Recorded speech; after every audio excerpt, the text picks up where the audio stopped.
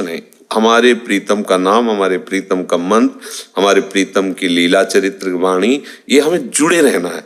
हमारा खास काम है प्रियाजू से जुड़े रहना, सेवा से, नाम से, वाणी से।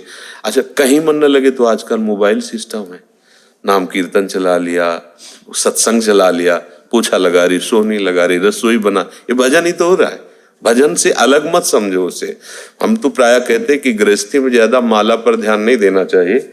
जो भी आप काम करते हो, आप ये समझो, अगर किसानी करते हो, एक एक फावड़ा चला राधा राधा, आपसे जी बड़ा भजनानंदी कोई नहीं। बात समझ लो, एक एक माला की गुड़िया में राधा बोलना सरल है, लेकिन फावड़ा चलाते हुए राधा बोलना बहुत कठिन है। ऑफिस में काम करते हुए नाम जप करना बहुत कठिन है। कई लोगों के बीच में रहते हुए नाम जप करना बहुत कठिन है।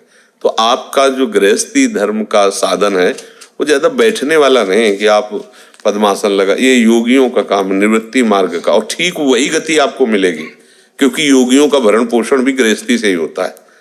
अन्न वस्त्र जो व्यवस्था होती, तो आपका बहुत सुंदर गृहस्थ धर्म में भजन बन सकता है यदि आप उसे सही ढंग से समझ लें। तो मान लो सुबह से आप रसोई में लगे, नाम जप करते जा रहे, पुत्र को, पति को, परिवार को, सबको सुख प्रदान कर रहे हैं, भगवान ही तो सब में बैठे हैं।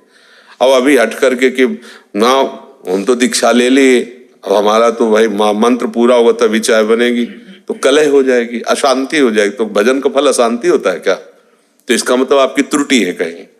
आप कहीं भी जलन हो रही है, परेशानी हो रही है, कलह हो रहा है, तो आपकी गलती है, आप सुधार करो उस गलती को। तभी मंत्र देते समय लोग कहते हैं माला से, बिना माला से समस्त कार्य करते हुए आप इस मंत्र को जप सकते हैं। माला का अभ्यास एकांत में बैठे कर लिया, नहीं तो ज्यादातर गृहस्थी में माला का अभ्यास न करके ऐसे अभ्यास करो अधिक से अधिक।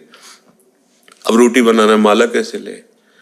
अब अगर रोटी बनाते समय आप राधा राधा या मंत्र जपते, तो वो रोटी जिसके हृदय में जाएगी उसके पाप नष्ट करेगी और पवित्र बुद्धि करेगी। हमें लगता है भजन ऐसे गृहस्थी में करना चाहिए।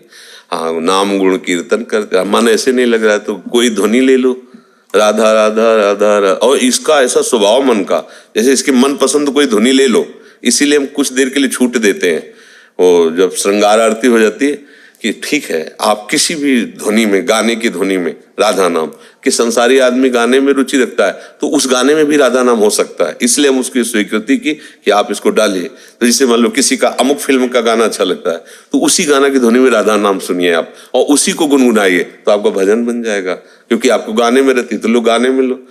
देखो, अगर जहर को शोध करके वैद्य देता है तो बड़े बड़े पुराने रोगों का नाश करने में काम आता है। डॉक्टर शोध करके जो कीमोथेरेपी हो, क्या वो तो है ना कैंसर के उसमें, हाँ कीमो, क्या वो जहर ही होता है, वो कैंसर को जो नष्ट करता है ना, ऐसे दे दो तो मर जाएगा, देखो वो बचा लेता है भयंकर कैंसर। तो ऐसे ही जैसे ये फिल्मी गाने संसारी, ये जहर है, इसे शोध करके राधा नाम से ले लो, कोई परेशानी नहीं होगी।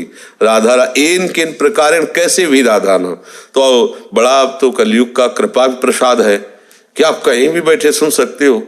वृंदावन की बातें वहां अपनी रसोई में चला दिया राधा नाम, और खुद गुनगुना रहे, सोनी लगा रहे, रसोई बना रहे, सब काम कर रहे।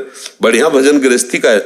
अब गृहस्थी में तुम नहीं भाई हम दीक्षा ले लियो, अब वो पति ऑफिस के लिए तुम पाठ के लिए ग्रंथ खोलो तो उसको जलन लेगी कि बाबा जी ने हमारे घर को बर्बाद कर दिया, हमको भी गाली देगा, आपको भी, गुरु को भी गाली मिलेगी ना। ये जब से वृंदावन गई, अब कोई सेवा ले, वो बैठी उधर चंदन रज लगाए सब, और नहीं बस, तो ऐसा मत करो, गुरु को गाली न मिले, ऐसे आचरण करो। सच्चा